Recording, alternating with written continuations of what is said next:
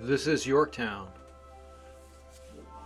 I grew up in this area, spent my youth down at the beach after high school.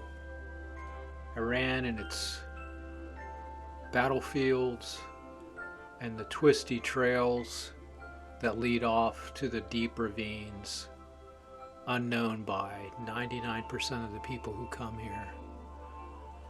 I don't know why people come here. It's not the most grandiose, polished town,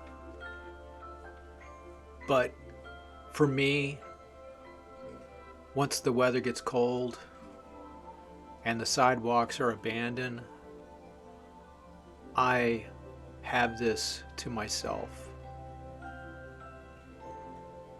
To imagine that a few hundred years ago, there were battles fought, even in this cave here.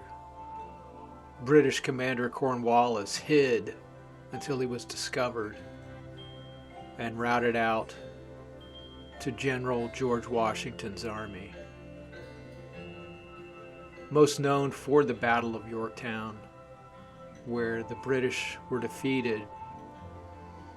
Yorktown today is halfway polished, kind of halfway old.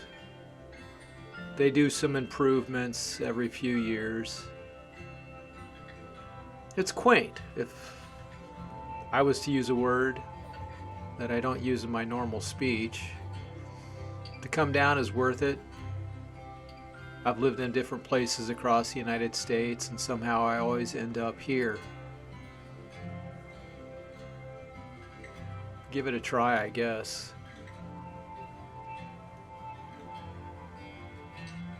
When I think about all the memories I have wrapped up here, like when they redid the bridge, and it was just something everybody from all around the planet came to see because they floated it up the river. They had bleachers where thousands of people watched it. And then there's just this decent place to go jogging, you know. It's got street lights. I come out in the winter. Again, no one's out here. It's cold, but I'm reminded of its history. And from the days I spent here as a youth, in high school, skipping school, imagining, do people still live in these homes? Why are these homes here? They look the same as they did 40 years ago when I would ride my bicycle down these roads.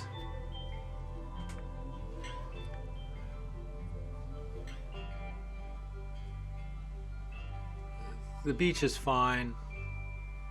The houses are pretty, but not fancy.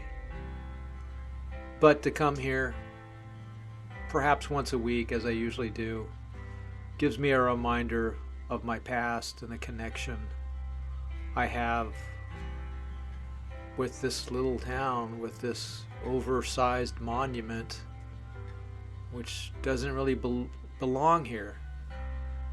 Lightning struck the head of the monument, knocking it over.